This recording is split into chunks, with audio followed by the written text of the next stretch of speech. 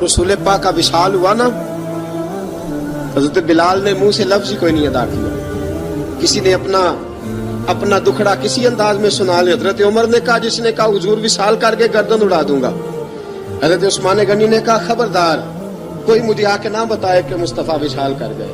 حضرت علی المرتضیٰ رضی اللہ تعالیٰ عنہ نے فرمایا، نہ بھائی میرے مصطفیٰ پر تو موت آتی ہی نہیں جس طرح آپ لوگوں پہ. سب لوگوں نے اپنے اپنے اظہار کر لیے نا، بلال نے کسی کو دکھ بتایا ہی نہیں.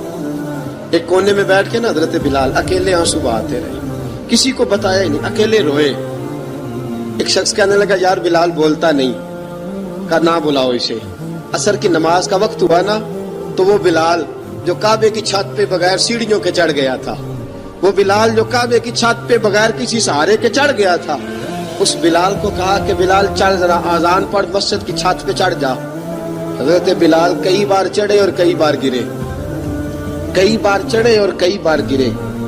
حضرت بلال حبشی رضی اللہ تعالیٰ نے آواز دی، کہا سلمان میری مدد کرنا، میری مدد کرنا. اب مجھ سے چڑھا نہیں جاتا، اب مجھ سے جایا نہیں جاتا. جناب سلمان فارسی نے بھی سوال نہیں پوچھا کہ بلال تو بیمار ہے، یہ نہیں پوچھا.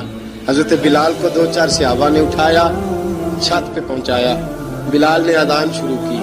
جب کہا نا اللہ اکبر اللہ اکبر، وہ آواز جس میں بڑا سوز ہوتا تھا، بڑی درد، بڑی بلندی ہوتی تھی، بڑا جوش خروش ہوتا تھا، آج وہ آواز دب گئی. جب بلال نے کہا نا اشہد ان لا الہ الا اللہ، حضرت بلال رضی اللہ تعالیٰ عنہ نے تھوڑی دیر روک کے سانس لیا. جب کہا نا اشہد ان محمد الرسول اللہ، جو سارے چپ کھڑے تھے نا، ان میں سے ایک بابا رو پڑا، اس کا نام ابو بکر صدیق تھا. جب حضرت ابو بکر صدیق کی آنکھ میں آنسو آیا تو حضرت بلال چھت کے اوپر زمین پہ گرے اور کہا ابو بکر یہ ڈیوٹی کسی اور کی لگا دے، یہ ڈیوٹی کسی اور کی لگا دے، اب میری روح اجازت نہیں دیتی، مصطفیٰ کریم کے بعد مجھ سے اذان نہیں پڑھی جائے گی. آپ نے واقعہ سن رکھا ہے کہ ایک بار صحابہ نے بلایا، دوبارہ آئے، حضور خواب میں ملے. کہا بلال تو آتا کیوں نہیں؟ بلال چھوڑ کے چلے گئے تھے. فرمایا اب میرا یہاں دل نہیں لگتا. ملک شام کے شہر حلب میں چلے گئے تھے، چھوڑ دیا تھا مدینہ منورہ. اب میری نگاہوں میں جچتا نہیں کوئی، جیسے میرے محبوب ہیں ایسا نہیں کوئی. حضور خواب میں ملے، آئے مدینے. حضرت بلال آخری بار، لوگوں نے کہا اذان پڑھو.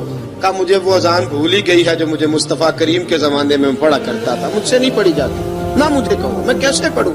امام حسن اور حسین نے آ کے دامن تھاما نا، تو کہا بیٹا میں تمہاری نانی کا بھی نوکر رہا ہوں، میں تمہاری ماں کی چکی بھی پیستا رہا ہوں، مجھ سے کوئی فرمائش نہ کر ڈالنا. میں نے نوکری کی ہے، اور مجھے اگر اللہ نے توفیق دی تو میں تمہارے بچوں کے پیر بھی دھویا کروں گا. لیکن امام حسن رضی اللہ تعالیٰ عنہ نے فرمایا بلال ایک بار تو اذان سنانی پڑے گی. سنائی بلال نے اذان. کوئی گھر مدینے میں ایسا نہیں تھا جہاں سے رونے کی آواز نہ آئی ہو.